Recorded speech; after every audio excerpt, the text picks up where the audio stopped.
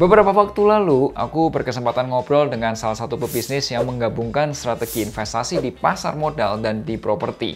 Menurutku, strateginya tuh unik banget dan smart.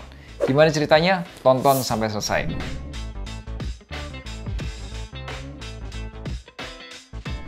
Halo, ketemu lagi nih bersama Melvin Mumpuni. Biasanya kita ngobrol di produk-produk pasar modal. Ada saham, obligasi, reksadana, dan lain sebagainya ya. Kali ini aku mau cerita investasi di properti. Karena aku terinspirasi dengan gaya investasi teman saya, My Friends. Sayangnya, My Friends nih nggak memperbolehkan namanya disebut di konten ini. Ya udah deh ya. Tapi untungnya aku boleh menceritakan strategi investasinya di YouTube just for my subscribers. So, simpelnya adalah beliau ini menggabungkan investasi di pasar modal dan juga di properti. Yuk, kita mulai ceritanya.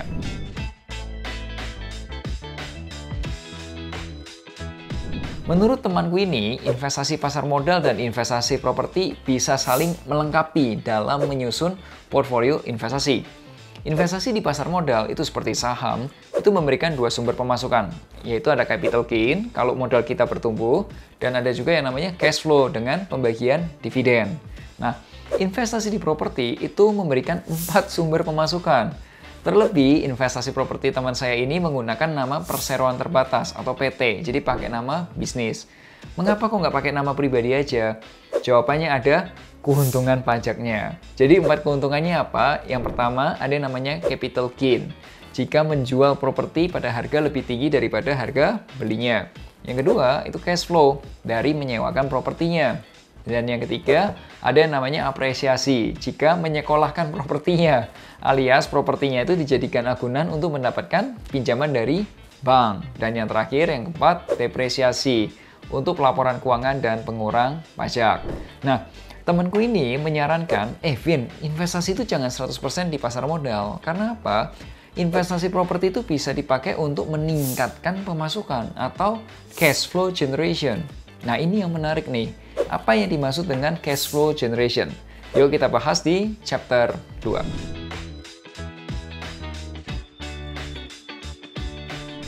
Menurut temanku, investasi properti zaman sekarang nih, itu ada banyak banget.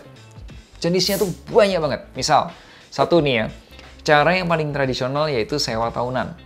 Paling umum adalah punya rumah, kemudian disewain, dan biasanya rata-rata uang sewa tuh sekitar range-nya ya, 2% sampai 5% dari harga properti, tergantung lokasinya di mana. Misal, harga propertinya 1 miliar. Maka uang sewanya itu range-nya adalah 20 sampai 50 juta per tahunnya. Bisa lebih, bisa kurang. Sekali lagi tergantung apa? Tergantung lokasi. Dan di lokasi itu ada kegiatan ekonomi nggak? Kalau kamu punya ruko di kawasan perumahan yang sudah maju, lengkap dengan sport center, pusat bisnis, sekolah, rumah sakit, ada banyak kuliner, kawasan pertokoan, aku yakin lah, itu harga sewanya sudah mencapai 5% atau bahkan lebih dari 5%. Yang kedua, cara yang lebih modern adalah sewa harian, mingguan, atau juga bulanan. Nah, waktu itu aku sempat bertanya ke temanku nih, bro, kalau lu ada nggak sih investasi di apartemen? Harga jual apartemen tuh setahu gue ya nggak kemana-mana bro. Mau beli 2 tahun, 3 tahun lagi harganya ya situ-situ aja. Nah, temanku ini bilang, ada Vin. Sekarang ini investasi apartemen bisa disewain harian, mingguan, bahkan juga paling lama bulanan. Terus teman saya itu bertanya nih, Vin, lu tau nggak? Properti apa yang sewa harian dan margin keuntungannya paling besar? Ya aku jawab, hotel bro. Nah, temanku tuh menjelaskan, sekarang ini kita bisa mendapatkan keuntungan seperti hotel dengan menyewakan apartemen. Sekarang ini kan sudah ada banyak aplikasi yang membantu kita untuk menyewakan apartemen harian. Apakah kamu tahu aplikasi-aplikasi apa yang menyewakan apartemen harian? Kalau ada yang tahu, silahkan tulis di kolom komentar. Thank you guys. Dan yang ketiga, ada bisnis franchise atau bisnis di atas propertinya. Terakhir, aku bertanya ke temanku juga, apakah ada jenis investasi properti lainnya? Dan temanku ini menjelaskan, ada banyak banget sekarang. Dari mulai rumah, ruko, soho, apartemen, pergudangan, pemakaman, dan lain sebagainya. Cuma temanku ini mengkategorikan keuntungan properti dari bisnis di atasnya. Misal, kita beli properti dan buka waralaba, laundry, atau mungkin Indomaret, atau mungkin juga Alfamart, dan lain sebagainya. Oke, sampai sini teman-teman udah jelas ceritanya. Kalau udah, boleh kasih like-nya dulu dong. Dan kita akan lanjut ke chapter 3.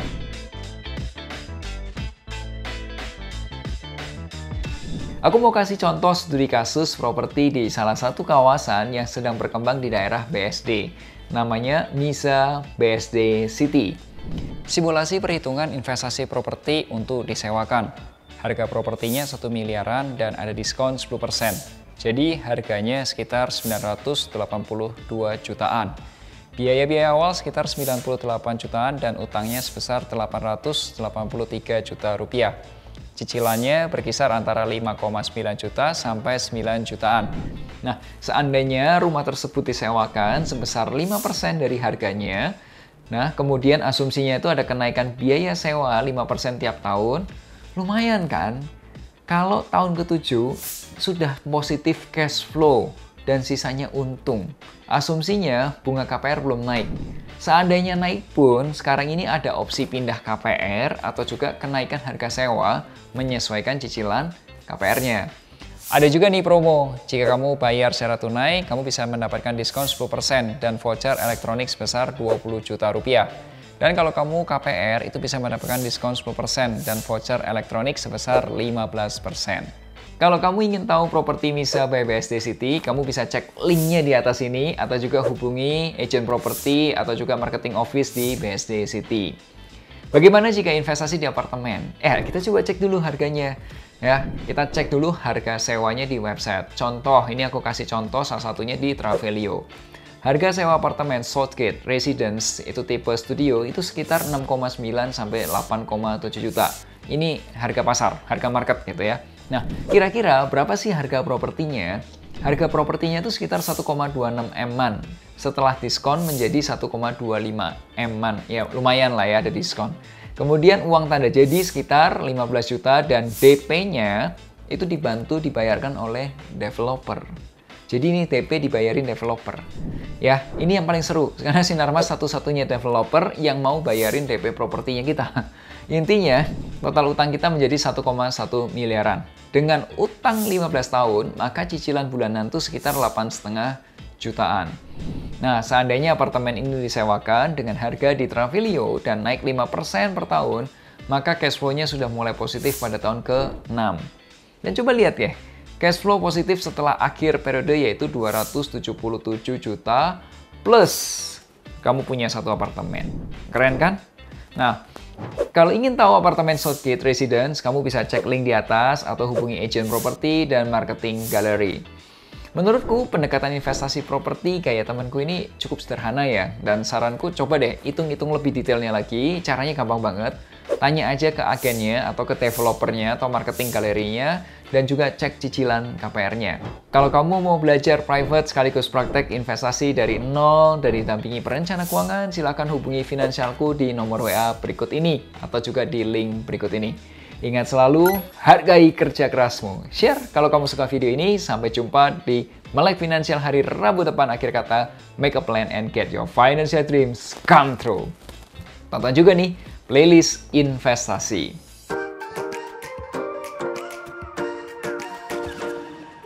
Wujudkan